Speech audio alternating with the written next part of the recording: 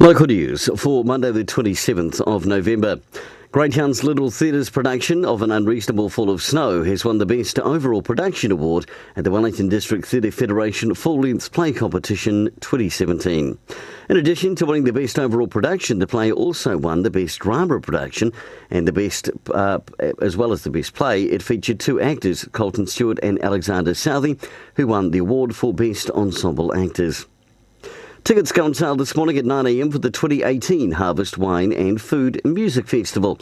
The popular festival sold out this year, and of course tickets are expected to go very quickly for the March 10 event for next year. Tickets are on sale from 9 a.m. this morning. wairarapawines.co.nz for more info. And in sport, the Wairarapa men's cricket team have been well beaten by Taranaki in New Plymouth at the weekend. Taranaki claiming the win with first innings scoring 402 for 4.